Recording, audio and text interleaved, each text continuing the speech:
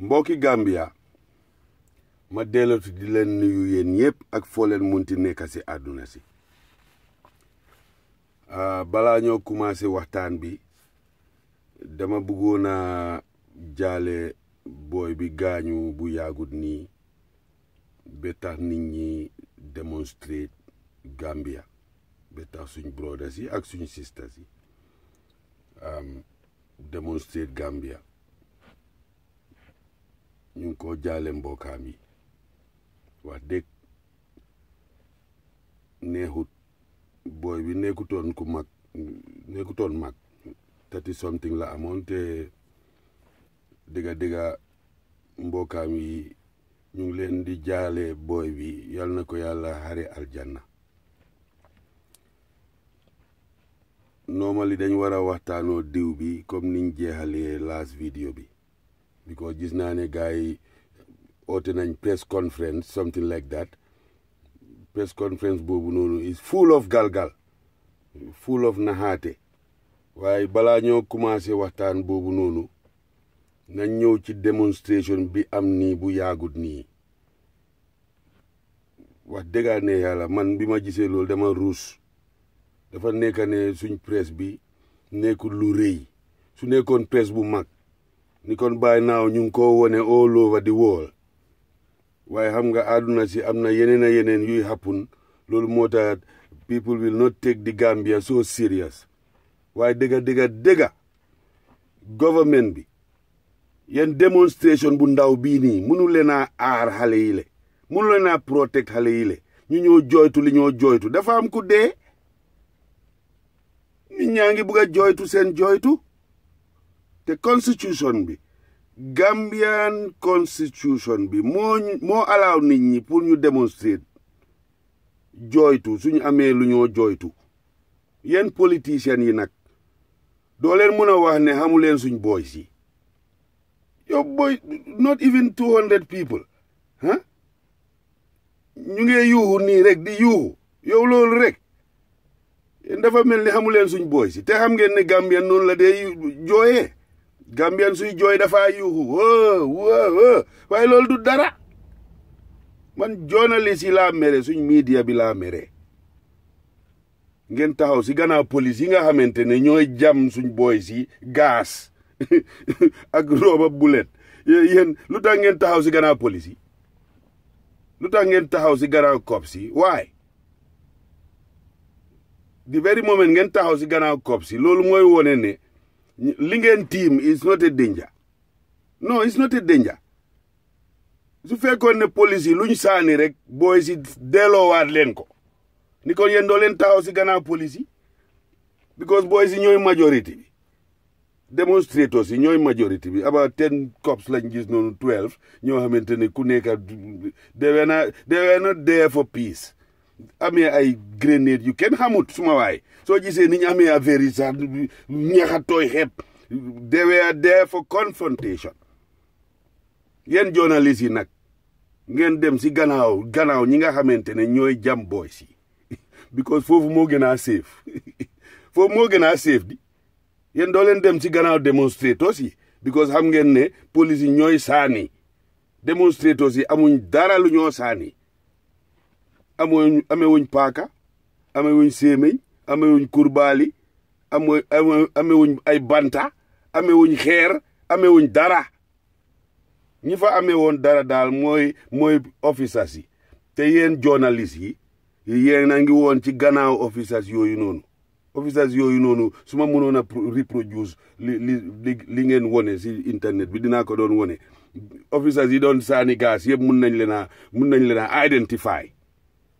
it's not right even su fekkee ne dañ leen yónni suñ leen yónnee pour ñu ñëw gas nit ñi yéen ngeen bañ ngeen ñëw waxa boys yi ma ne police officer bu ñëw ci démonstration bugg a waxa boys yi duñ la def dara ñoo waxa yow waaye yéen ay officers yi waaye ngeen protect boys yi ñu ñëw ba ci crime building boobu noonu crime unit building bi foofu lañ bëggoon a ñëw ñu ñëw jooytu li ñoo jooy Gambian suy jooy dafa yuuxu loolu la yéen politiciens yéen a ngi xam ne noonu la Gambia nii mel ba pare yéen a ngi behave like ñii yuuxu nii dañoo ñëw toj yu kenn xamut you understand me am na lu yaaxu nag waaw waaye su fekkoon ne xam nga gaasu leen booy si and so on man foogu ma ne dara dina happen su nit ñi buggee demonstrate ngeen jox nit ñi right to demonstrate ni kon yu bëri du happen ñun dégg nañ fi yu bëree bëri ay démonstration yoo xamante ne dañ ko dee bugg a dañoo ñëw yëgal ne dañ bugg a démontrer yéen ngeen bañ am na démonstration yoo xamante ne sax da ngeen dee xaar ba last minute balaa ngeen ko dee allow that's not right man what's going on man yéen Yaya Jammeh jógee fii nii ngeen ñëw rek di ñu def yu mel nii lii du leen jig so please ñëw ngeen na ngeen joxe seen version ngeen ne waa ji du seen loxo la gaañu you know du seen loxo la dee you understand me journalist yi ñëw nañ wone put nañ loolu on the table yéen seen version nit ñi ne non kooku noonu ci loxo police yi la lim demoon ci police yi loolu moo tax mu gàllankoor ba génn si àdduna yéen ñi amee léegi yi nag da ngeen war a ragal yàlla bring the truth right on the table ngeen ragal ci yàlla nag because ñun amuñ fenn fuñ leen dee yóbbu ñun amuñ foo xam ne dañ leen faa yóbbu pour jooytu because fan yi ñu ngi déggal ay reykati nit ay joglas yoo xamante ne sumay te ngay waaru Gambia man mënu ma understand suma benn broda mu ngi doon wax loolu si internet bi nit ñi foog ko dof te du dof te li mu wax dëgg la Mile 2 nit ñaa ngi fa am na ñu fa nekk ñoo xam ne nag lañ sàcca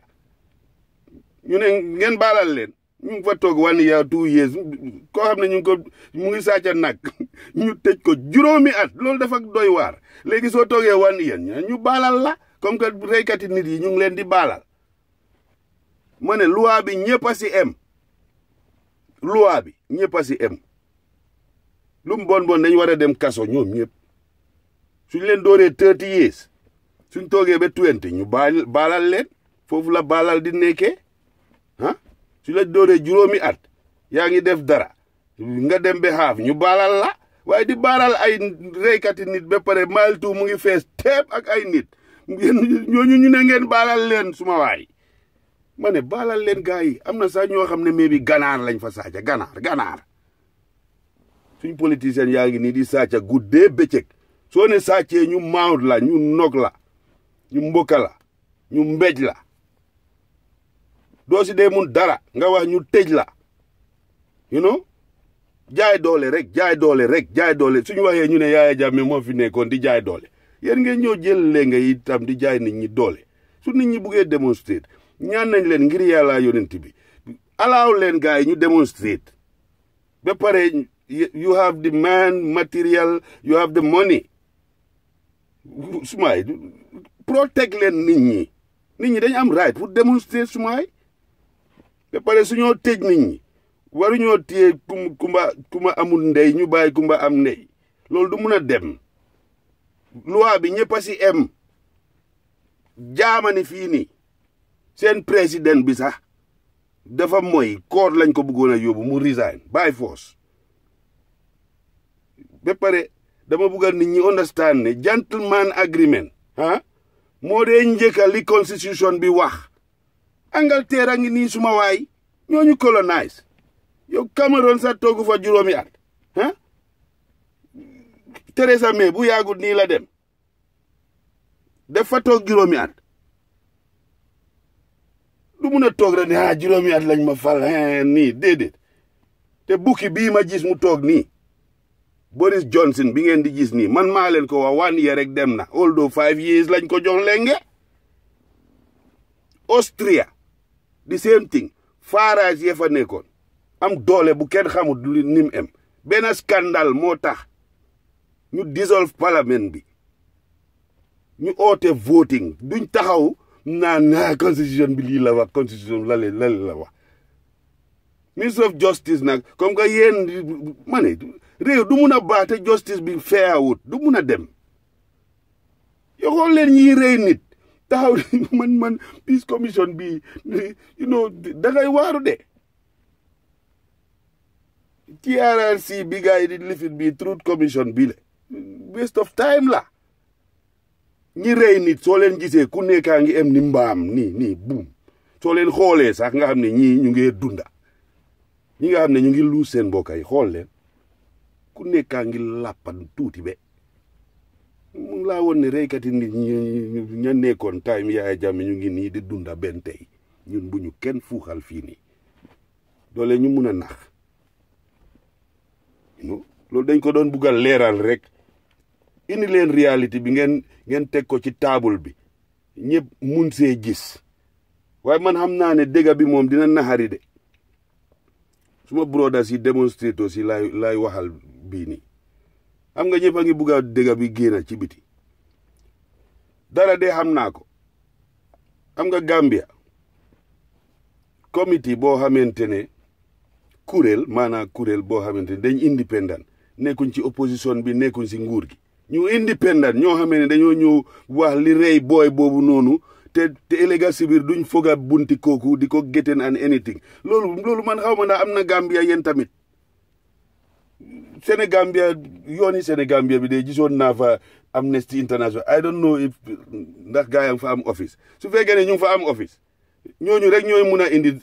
réalité bi teg ko ci table bi ñooñu de indépendant even su fekkee ne office bu ndaw lañ am Gambia sax office bu ndaw boo gis def dee correspond ak office yu mag yi nekk Germany fii nii America Canada and so on Amnesty International ñooñu su fekkee ne ñu ngi Gambia mun nañoo investigate ñu indil ñu dëgg bi teg ko ci table bi ñëpp gis waaye nag dara xam naa ko su fekkee ne booy bi jébal nañ ko boromam ba pare jébal nañ ko suñ borom ba pare maanaa li ñoo wax ne suul nañ ko ba pare boobu moom óor na ma ne Amnesty International duñ mun a find out the truth because tubaab moom dëgg yu mel noonu pour mu gis ko foog ki faatu mu tiim ki faatu ñu def li ñoo ooyee autopsie ñu xool comme que ñun nag ku gaañu rek next day dañ la war a jébal sa borom ñun loolu lañ xam juus itam loolu la one of the same something ku faatu dañ la war a jébal sa borom ci lu gën a gaaw you understand loolu moo dee tax fi mu nekk nii pour ñu taxaw su fekkee ne jébal nañ booy bi suñ borom ba pare boobu dafa difficult trop pour ñu indi di réalité teg ko ci table bi because yëfi tubaab moom na niw bi tegu ñu xool ko am na ñoo xam ne seen xel mu ngi xarañ ci loolu noonu ñu xool ko document everything loo xamante ne kenn du ko mun a bañ loolu la waaye su fekkee ne jébal nañ ko suñ borom ba pare dëgg boobu moom loolu du mun a lifin di only thing government bi maandu compensate ki nga xamante ne ñu ngi ko rey su ko defee wax bi mun a tegu because ñun amuñ benn code buñ leen di yóbbu dëgg amul benn code buñ leen di yóbbu that's the problem démonstrateurs itam dama bëgg ngeen xam digga boobu noonu even su fekkee ne Amnesty International o kuréel bu nuroo Amnesty International ñoo war a xool lu rey booy bii nii dina naxari torop su fekkee ne booy bi jébal nañ ko suñ borom because tubaab bi as I told you ñoom seen xam-xam ci docteur yi ñu bari ñoo xam ne seen xam-xam dafa xarañ ci loolu noonu ñooy mun a def liggéey bu mel noonu fii Germany fii all over Europe sax def dee am da ngaa gis koo xamante ne faatu na long time ay at ca gannaaw a gannaaw nga gis George bu joxe order ne ñu suli kooku faatu woon some years ago pour ñu xool the cause of death laaj leen ku nekk dinañ leen wax loolu noonu da ngaa gis ku faatu ñeneenti at juróomi at léegi fukki at sax nga gis George bu order pour ñu suli kooku noonu ñu xool li ko rey xam naa ku jàngu dina ne waaye ku dee long time yax yi rek a fa des lan lañ faa fekka yéen nit ñi dañ xamut rek fekka yax yi si boppam dafa waxa nit ñi dunda docteur dafa téye yaxi nit mu dog ko mu xool dëgga te dinañ fa gis lu bare DNA mu ngi fa ak yeneen mu ngi ci yax rek laa wax sakantuma koo xamante ne xam nga because dañoo wax naan kii yax yi rek a fa des a fekk yax yooyu noonu sax dafa joxe information ñun xam nga amuñ réforme yooyu noonu amuñ réforme boobu noonu moo tax su fekkee ne ñu ngi jébal booy boobu noonu suñ borom dafa difficult trop pour réalité bi ñëw li des kay mooy ñu fight nga xamante ne dañoo compenser mbokki booy boobu noonu dégg naa ne bàyyi na jabar bàyyi na ay doom loolu dafa difficult trop pour famille booy boobu noonu ñu compenser ko teg wax ji fële et dégg si biir su nit ñi buggee démontrer ak lu mun di happen ñu bàyyi nit ñi ñu démontrer loolu dama ko bëggoon a leeral rek ci first party vidéo bii nii second part bi dama bëggoon ñu waxtaanoo fi ñu daanelee di last time vidéo bi ma mujjee génnee nii because dama gis ne kenn nekkut di wax yëfi diw bi government bi indil ñu peace commission bi TRRC bii nii gars yi lifin indi loolu dañ ko indi rek pour nax ñu mun ñoo lifin divert feneen because xam nga the Frenchman used to say français bi xam nga lan la dee wax mu ne l'émotion est nègre laaj leen ku dégg français l'émotion est nègre maanaa nit ku ñuul emotion laa jël teg ko ca kanama kanam balaa moo xalaat réewam yow naka ngaa jëlee emotions nga teg ko ca kanam nga bàyyi sa réew balaa ngaa xool sa réew you know dañ xam ne this commission is too emotional full a whole lot of emotions inside government bi xam nañ loolu lañ ñu indi nag tegal ñu ko ci table bi xam nañ ni loolu su ñëwee rek nit ñi duñ xalaatati dara is too emotional dafa daw yaram bem uppa so lu daw yaram lañ ñoo indil tegal ñu ko no wonder the Frenchman is saying that l'émotion est nègre maanaam emotion is black man emotion la dee teg ca kanam loolu bokk na ci lu ñu tubaab yi rawee because tubaab moom emotion balaa moo ñëw réewam la dee teg ca kanam nekk patriote nag boo xamante ne da ngaa gis tubaab boo xam ne ñi tubaab yoo xam duñ dee xamante waaye when it comes to defend their country dañ dee ñëw nekk benn ba nga xam da nga dee foog ne ñii dañ xamante ñaata at emotions yow président yi Bayern Munich bi fii the richest football team here in Germany is not even a team. Bayern Munich is a how to call it again? I will call it a company even. I will call it I don't know what. It's more than a football team. Bayern Munich. Seen président bi sentence nañ ko mu dem kaso at least toog na half liñ ko sentence balaa ñu ko baal waaw ci kaso bi ñu gis ne mu ngi fa baax mu riid la fa nekkee luñ koy wax rek mu def ko musuta xuloo ya kenn luñ ko xam nga follow rules yi ñu gis ne kii li jaamani di wax guuta furon koo xam ne moom mu ngi baax ci kaso bi defut benn crime ci biir kaso bi gétte nut gaat si foofu noonu xuloowut ak kenn xeexut ak kenn ñu ne waa léegi nañ ko baalal ñëpp ne dëgg la de nañ ko baalal léegi émotion ñëw na first dañoo ne loi bi ñëpp a si em kii daal sàcca na moo sàcca bu ndaw bi yëpp benn la sàcca bu ndaw bi dafa dem si kaso moom tam na dem kaso ma ne président bi fii nii dafa mooy tuuti mu dem kaso waaw because taxpayers mooy yow ñu ngi la jox position yow because of sa position nga jënda kër boo xamante ne ni mu cibee sax ku ko dégg rek dafa ne man tam de bugga naa you understand me ñu gis ne kii position am moo tax mu am price boobu noonu loolu génn si media bi mu nganda be muy jéem a jaay doole moom waaye regret na ko journaliste yi mu doon xeeb noonu ñoo ko daaneel because in the end ñëpp a ñëw solidarity with that journalist that's it yow Bill Zeitung doo fi mun a amul benn politicien buy stand fii Bill Zeitung It's a rubbish newspaper nag, you know, man I don't like them, but still they're one of the biggest here. That's it. Dañ am doole. Yow nga nekk politician because yaa ngi nekk président fii dafa am fonction. So amoon fonction sax you have no chance against the media here. That's it. Da nga war a justify li nga jënda ñu gis ne lii nii tàppale la mu war cee tëddi kaso. Comme que président kenn du ko yóbbu kaso nag mu gis ne xaaral ma resign su ma resigné at least mu resign te bëggutoon a resign dafa taxaw nii ne moom du resign waaye mu resign by force moo jabaram ñu jeexal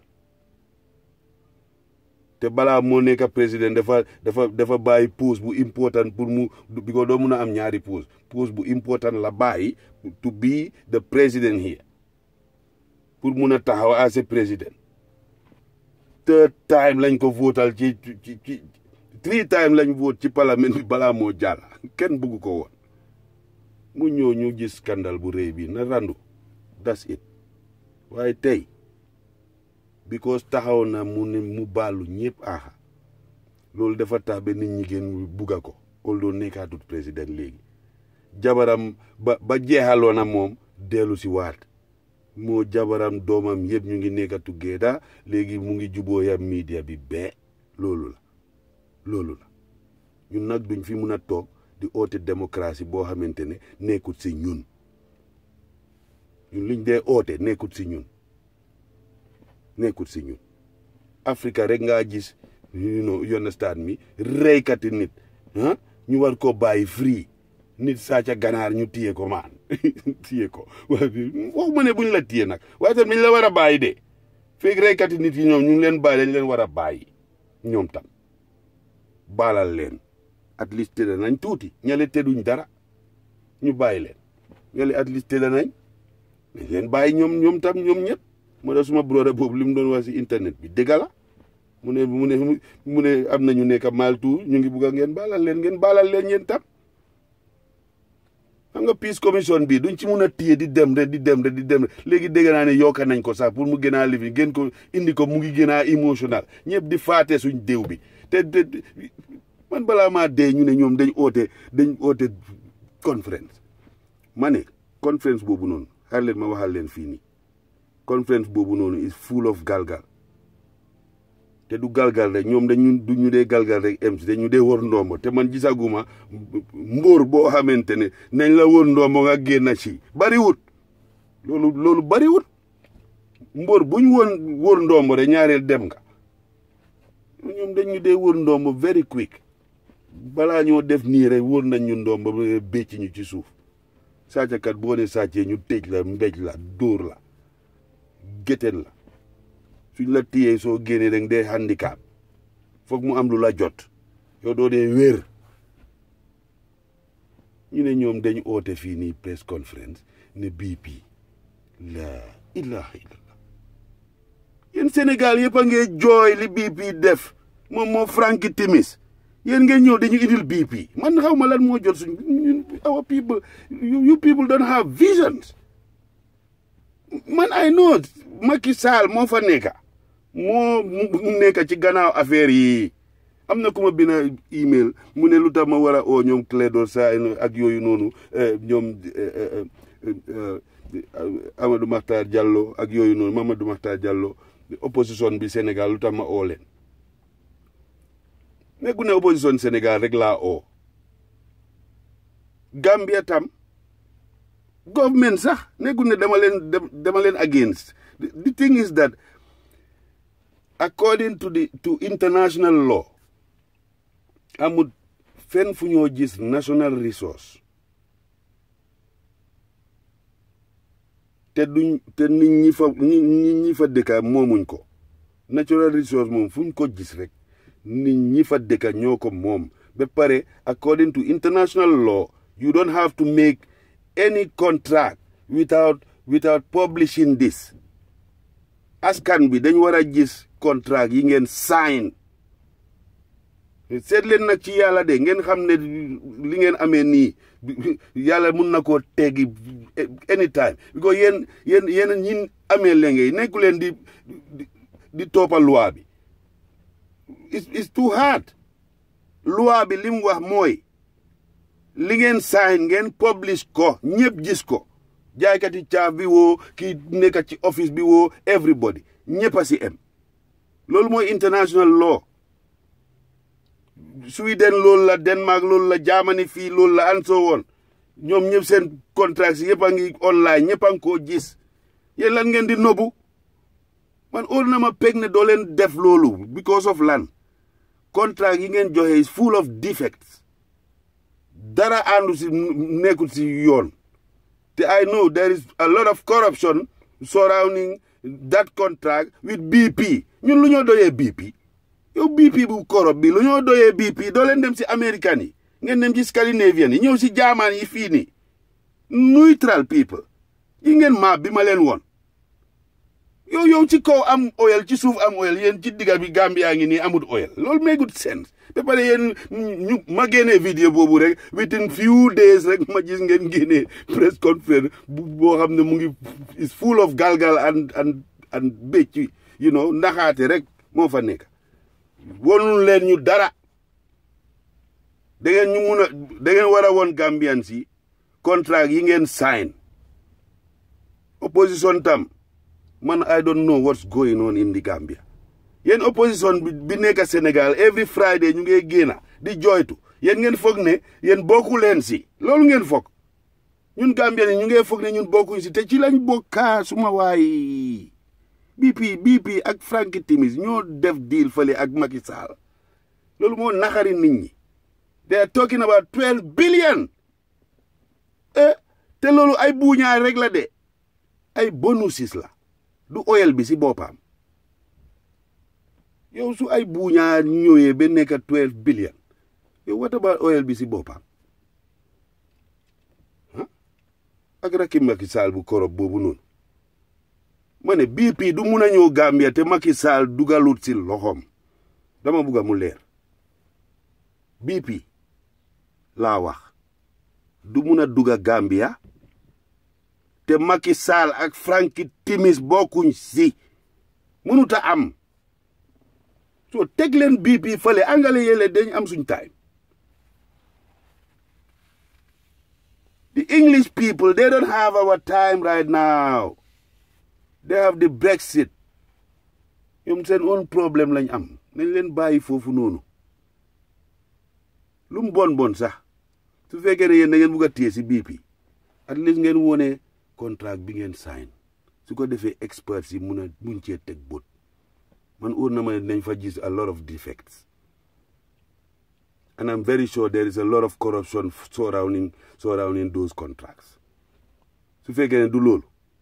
de jaru ngeen di ragal dara publish leen ko opposition bi tan join leen opposition bi Sénégal try leen ba peace commission bi mun a close mun a tëj compenser leen ñi nga xamante ne ñu ngi leen tooco compenser leen ñi nga xam ne ñu ngi leen rey seen mbokk yaa ngi fa compenser leen gaay su ko defee ñu mun a concentrer ci oil bi media bi tam media bi laa wax xam nga media bi Gambia man dama believe ne ñun suñ media bi ñoo gën a nasa si àdduna si jégal leen ma si kàddu bi tam jégaluwuma suñ media bi de nit ñi ma déglu laay jégalu because dangaa dégg ñu ne rek diw sangam suma fan la di yow suñ media bu suñ my sister boobu ñoo wax ne moo gën a féem yow time Yaya Jammeh yaa ngi America yaa ngi binda yu baax yow léegi Yaya Jammeh dem na nga ñëw Gambia yow indi loo ñu dara my sister boobu liggéeyu dara tous mënut ko ñu ne ñoom ñooñu top journalist yi Gambia ñun am nañ problème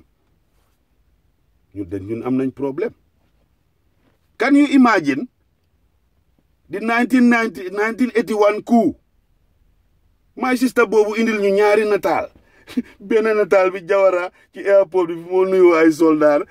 ci suuf mu def nataali ku koy Samba Sagnang ba pare mu ngi laaj Gambians yi what did they think about the coup the 1981 coup yow nga war a dem gëstu ji mooy sa job my sister loolu mooy sa liggéey. Do you know how much story is surrounding the 1981 coup? Dafa bari. Man mi nekk journalist sax mun naa leen a jox squelette boo xamante ne mu ngeen ko toppa. That's it. Waay my sister boobu deful dara waay ko ñu comme que ñii ñoo nekk di top journalist in Gambia kay ñun am nañ problème. Yow 1981 coup bi Saa Dawda Jawara mu ngi dunda. Yow mun loo dem toppatoo ay interview. Ministre Jawara yi am na ñu faatu ñu génn àdduna waaye ñu bëree ngee dunda yow li happen marché rek story la dafa nganda paa yu bëri ñu ngi fekkee affaire ñu bëri dañ gàllankoor ci looting bee yooyu noonu am gàllankoor ah yow Banjul li fa happen dafa bëri ñu bëree ngee dunda Birkama xanaa xamu leen ne ñu bari xamuñ la xapp noonu Birkama sax man loolu Birkama la ma fekk ak coup bi ba pare nga ñëw di story of Central Bank ak Tamba Jang loolu rek story la tam story bi surround 1981 coup bi dafa bari yow my sister bii ñu ne mooy top journalist mu ñëw indil ñu naari nataal yow nga war a def sa liggéey ngay wax Gambia ñu dimbali la ci liggéey su ko defee comme que nit ñi amuñ dara loolu lañ am ñu nekk di comment nag ku nekk di comment ñun suñ media yal nañu yàlla may media bu baax waay ne leen amin waay yal nañu yàlla may media bu baax waay ñun suñ media bi dañ néew doole suñ opposition bi dañ néew doole suñ government yi dañ néew doole waaye ñu ngi nax ñeneen ñi su affaire yi yëpp a jaxasoo ñun dañ nit ay nit ñu am vision ñu am xam-xam dafa mel ni Yaya Jammeh moo ñu lii yëpp mënuma understand yow ñu ngi wax ne Yaya Jammeh mooy ku bon ki léegi Yaya Jammeh dem na yéen ngeen war a indi démocratie teg ko mu leer xale yi ma leen di wax ni ngeen protect gaay ñu démonstrate bu leen tëj kenn bu leen téye kenn constitution bi moo ko wax otherwise yéen amu leen benn njëriñ. We gave you money, material, everything you have. Gom leen yàlla ngeen def seen liggéey mu right ok gom leen yàlla ngeen def seen liggéey mu jub publish leen contrat yi ngeen def ak BP su ko defee nit ñi am xam-xam ci àdduna si ñu xool Gambien yaa ngi fi de dofuñ suñ doom yaa ngi fi ñoom dañ xarañ ci loolu dinañ xool defects yi fa nekk te man xam naa ne defects yu bari fa press conference rek doyut contract bi si boppam ngeen war a publish yéen xam ngeen ne loolu mooy international law sénégalais loolu la ñoo joytu all the time ñu publish suñu affaire bi waaye am na ku def nii génnee affaire mu am lu fa génna Mayoni Jones bu BBC def na si liggéey bu baax a baax kooku noonu yal na ko yàlla may fan bu gudda ak wér gu yaram liggéey bu baax la def